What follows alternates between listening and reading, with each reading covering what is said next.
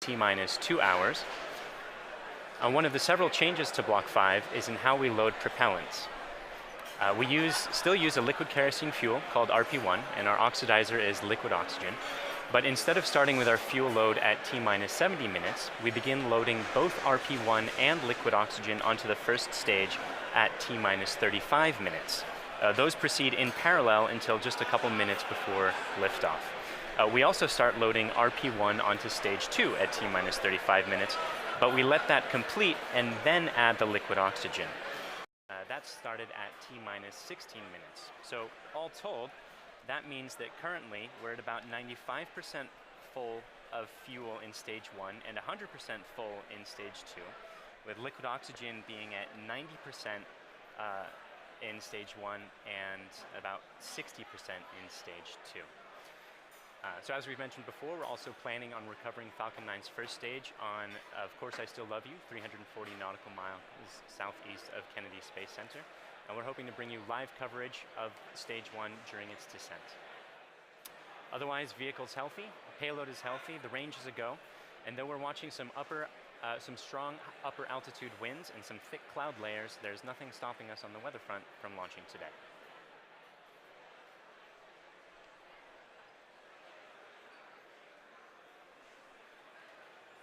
Block 5 refers to a series of upgrades that we've made to Falcon 9 as part of our ongoing effort to make spaceflight more like commercial air travel is today.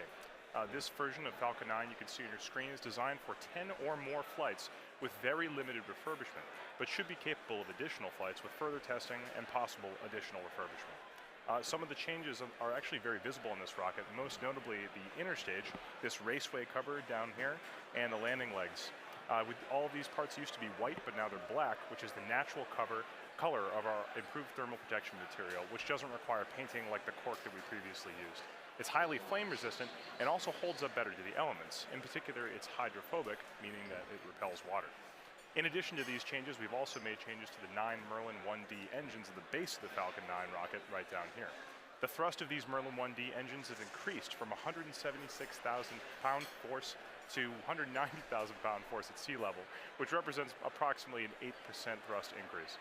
We've also changed the primary thrust structure that houses the engines, which we call the octaweb down here, from a welded aluminum structure to a bolted structure. This greatly reduces the manufacturing and inspection burden and increases reliability and shortens the lead time towards production. Additional improvements have been made to the landing legs to support rapid post-landing vehicle recovery, and we've also upgraded the operational capability of components across the board. The ultimate goal of all these improvements is to be capable of relaunching a flown booster within 24 hours with minimal refurbishment. That doesn't mean that we want to fly a rocket once per day, but it means that we could if we needed to. Now at the top of this rocket is the nose cone structure at the very top. This is called the payload fairing, inside which is Bangabandhu Satellite 1, the first Bangladeshi geostationary communication satellite for the country of Bangladesh. The satellite was built by Thales Alenia Space of France and covers a wide variety of broadcast and telecommunication applications, including satellite television, internet access, and emergency communication services, and of course much more. The satellite will be operated by the Bangladesh Telecommunication Regulatory Commission, or BTRC, and is expected to last approximately 15 years on orbit. Bangabandhu Satellite 1 will stay protected inside that fairing all the way up until about 3.5 minutes into flight. The fairing protects the satellite on ascent, but once we escape Earth's atmosphere, it's no longer needed and we pop it off. We are not attempting to recover this fairing on today's mission, but it's something that we'll look forward to do in future missions. So with just about 5 minutes or 6 minutes left in the countdown, let's check in with Michael on how the rocket is doing. We're now just inside of T-minus 6 minutes, and stage 1 and stage 2 are both almost fully loaded with 1 million pounds of kerosene fuel and liquid oxygen. At this point, both stages are just about 100% of fuel. Stage 1 is at 99% liquid oxygen and at 90% for stage 2. We'll continue topping off both stages until about T-minus 2 minutes to keep the propellants as cold and therefore as dense as possible in order to fit as much propellant onto the vehicle as we can. Around the T-minus 7 minute mark, we began our engine chill procedure. The propellants are much colder than the engines, and so it's important to get the engines to the correct temperature beforehand by slowly flowing propellant through them. Liquid oxygen in particular is so much colder that it would turn into a gas upon first contact. which would be a pretty hard start for the engine.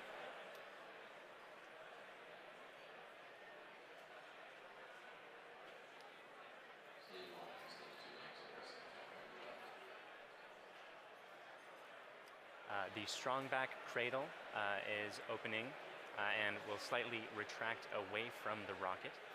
The strongback is the structure that's standing immediately next to Falcon 9 on your screen, not the larger gray structure. It will recline more fully as Falcon 9 goes to time. And you heard the strongback lower has begun. At T-minus 3 minutes, we'll be performing an engine wiggle.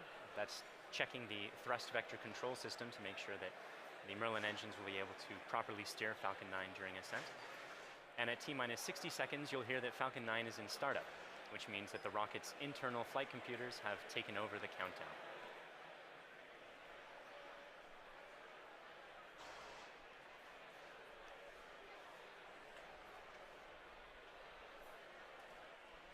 And you can see the cradle is opening and is just finished opening on your screen there. The little arm is just beneath the fairing. One more interesting change for this mission relates to the Merlin engines themselves. In Block 4, the engines were used with a constant chamber pressure. Because engine thrust depends on both the chamber pressure and external atmospheric pressure, the Block 4 engine's thrust would slowly increase by up to 10 or 15,000 pounds per engine during ascent. For Block 5, we'll be maintaining a constant thrust of 190,000 pounds until cutoff, which means we'll actually be slowly decreasing the engine's chamber pressures over time to compensate for decreasing atmospheric pressure. Stage 1 launch load is closed out. Otherwise, the drone ship is on standby in the Atlantic Ocean. The payload is healthy and go for launch. The range is also go for launch. And at this point, we're inside of T-minus 3 minutes and getting pretty close to T0. Strongback lower is ended. Strongback's at 88.2 degrees. So let's listen in to the last couple minutes of terminal count.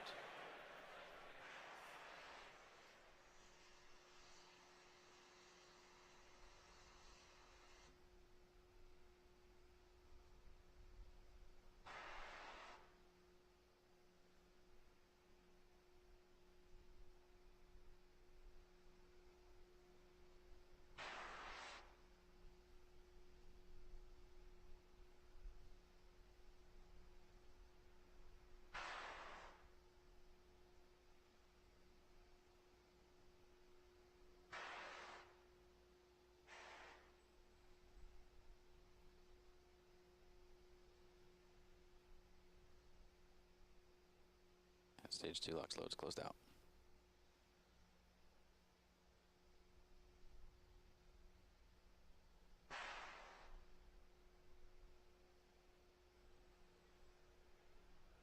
And Falcon 9's on internal power.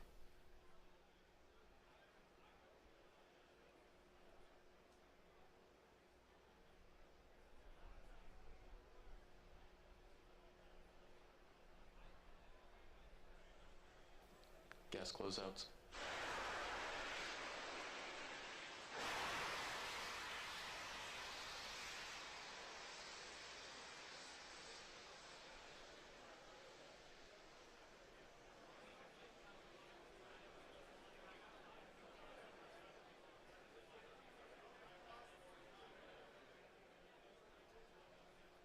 AFTS is ready for launch. Falcon 9 is in startup.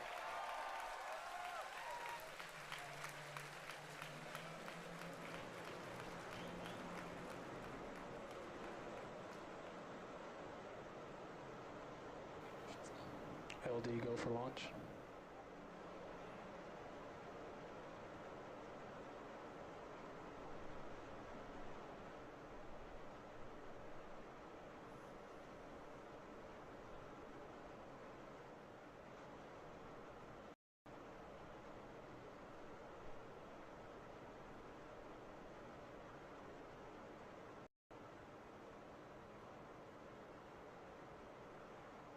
Minus 15 seconds. Falcon 9 is at flight pressures. 10, 9, 8, 7, 6, 5, 4, 3, 2, 1, 0. Ignition, liftoff.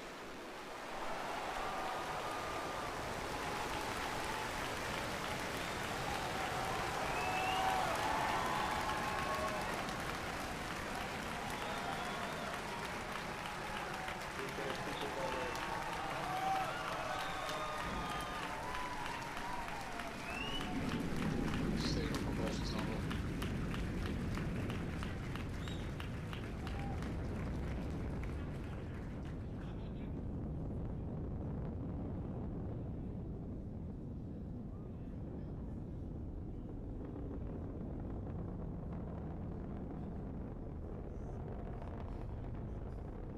Power torch nominal.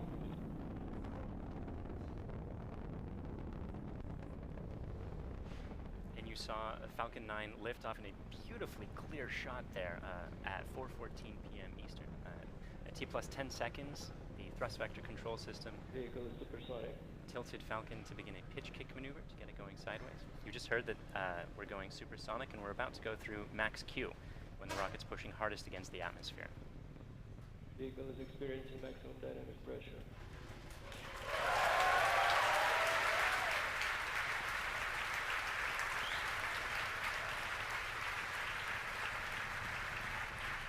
We've successfully achieved that major milestone of every rocket launch.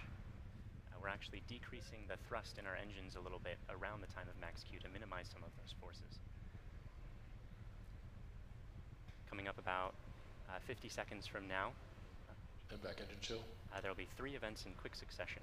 The main engines will cut off, the 2 stages will separate, and the second stage will start its Merlin vacuum engine, which you heard is just beginning its own chill procedure.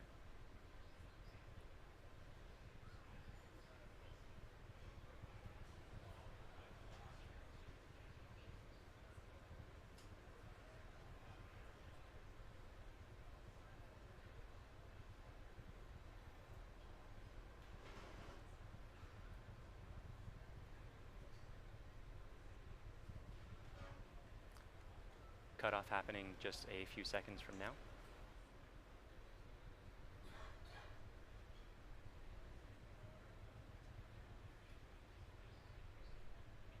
Pico. Stay separation.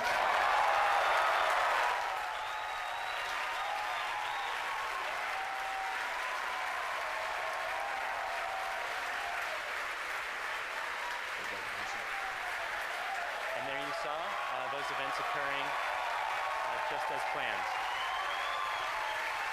You can even see some of the flicker from Merlin vacuum engine plume as it flicker in the cameras as that plume sort of interacted with the top of the interstage there for a moment.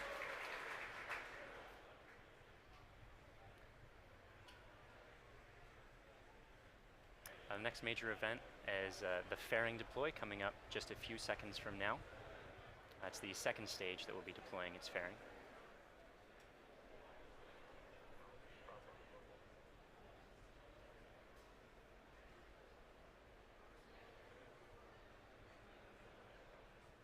Vehicle is on nominal trajectory. Suppression defined.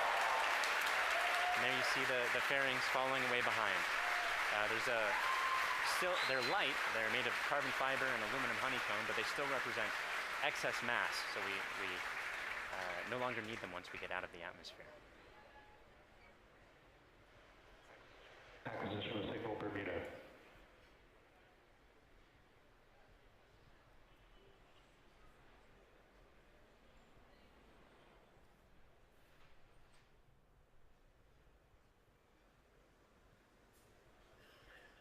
For those of you just joining us, we had 3 events in rapid succession. We had a main engine cutoff from that first stage, we had a stage separation event, and then we had a second stage light, followed quickly then by a fairing separation. Everything's going great right now.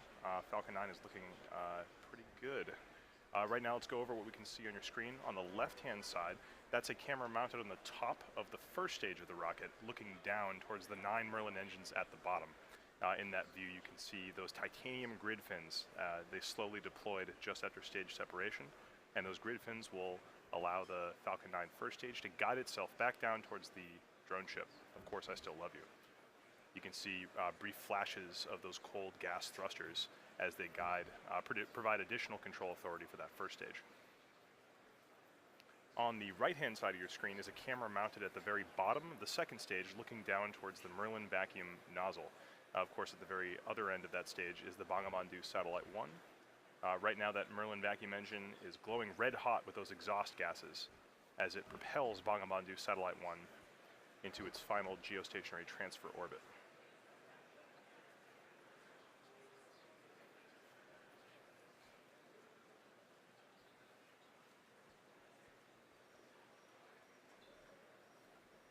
Our Falcon 9 first stage today is going to perform 2 burn maneuvers in order to get back down towards the drone ship. The first burn is going to be an entry burn coming up in about 30 seconds. You'll be able to see that entry burn start on the left-hand side of your screen.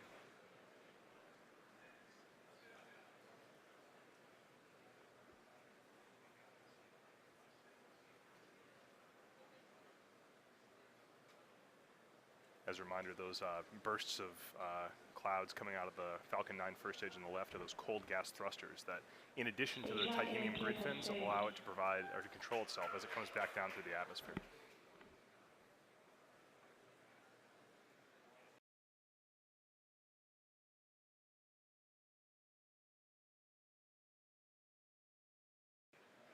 There's the startup of the entry burn.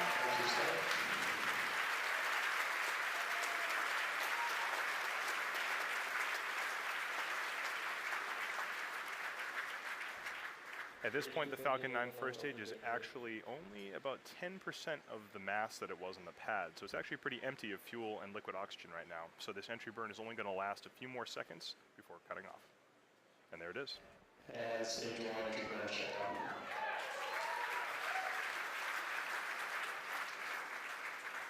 Drone ship has OS.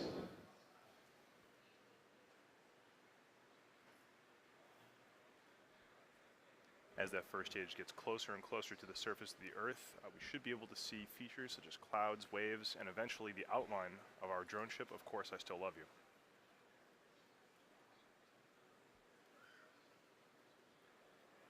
It looks like there may be some condensation forming on the inside of the camera, but we should get some good video. On the right-hand side of your screen, again, that second stage is still continuously propelling Bangabandhu Satellite 1 into orbit. Looks like we may have lost video from the cameras on that first stage momentarily.